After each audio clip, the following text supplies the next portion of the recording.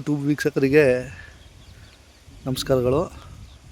ನೋಡಿ, ಇದು 38 ದಿನ ಆಗಿದೆ. ಇವಾಗ ಹೂ ಬಿಡೋಕ್ಕೆ ಸ್ಟಾರ್ಟ್ ಆಗಿದೆ. ಆಲೂಗೆಡ್ಡೆ ಒಂದು ಸ್ಪ್ರೇ ಮಾಡಿದೆ, ಪೆಗಾಸಿಸ್ ಒಂದು ಸ್ಪ್ರೇ ಮಾಡಿದೆ ಇದಕ್ಕೆ. ಈಗಿನ ಸದ್ಯದ ಪರಿಸ್ಥಿತಿಗೆ ಗಿಡ ಹೆಲ್ತಿಯಾಗಿದೆ. ಪೆಗಾಸಿಸ್ ಹೊಡೆದ್ಮೇಲೆ ಒಂದು ಸ್ವಲ್ಪ ಊಜಿ ಕಡಿಮೆ ಆಗಿದೆ. ಆದರೆ ಮತ್ತೆ ಅದೇ ಥರ ಸ್ವಲ್ಪ ಮುರುಕತ್ತಾ ಇದೆ ಗಿಡ. ಯಾಕಂದರೆ ಈಗ ಒಂದು 3 ಡೇಸ್ 4 ಡೇಸಿಂದ ವಾತಾವರಣ ಚೇಂಜ್ ಆಗಿದೆ. ವಾತಾವರಣ ಈ ಥರ ಚೇಂಜ್ ಆದಾಗ ಅಡ್ವಾನ್ಸಾಗಿ ಯಾವುದಾದ್ರು ಒಂದು ಸ್ಪ್ರೇ ಮಾಡಿ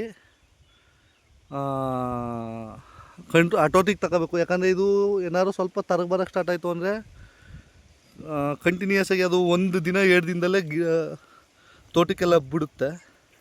ಇದು ನೋಡಿ, ನಾವು ಇದನ್ನ ಏರಲ್ಲಿ ಉಳಿಸಿರೋದು, ಗೊಬ್ಬರ ಹಾಕ್ಬಿಟ್ಟು ಏರ್ ಬಿಡಿಸಿರೋದು.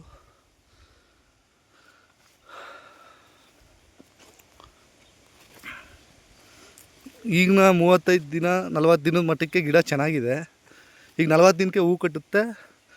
ಆಲ್ರೆಡಿ ಬರೋಕ್ಕೆ ಸ್ಟಾರ್ಟ್ ಆಗಿದೆ ಹೂವು.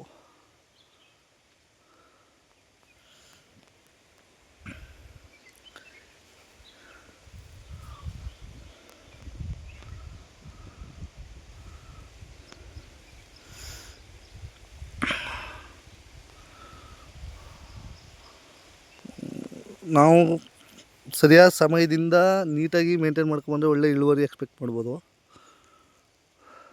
ಪ್ರೈಸ್ ಅಂತೂ ನಮ್ಮ ಕೈಯಲ್ಲಿರಲ್ಲ, ಇಳುವರಿ ನೋಡಬೇಕು. ಈಗಿನ ಮಟ್ಟಕ್ಕೆ ಚೆನ್ನಾಗಿದೆ ಆಲೂಗೆಡ್ಡೆ. ನೋಡಿ ಗಿಡ ಗ್ರೋತು.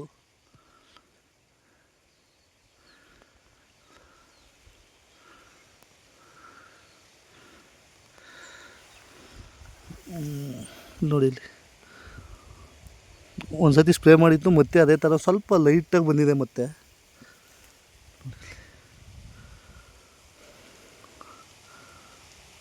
ಲೈಟಾಗಿ ಬಂದಿದೆ.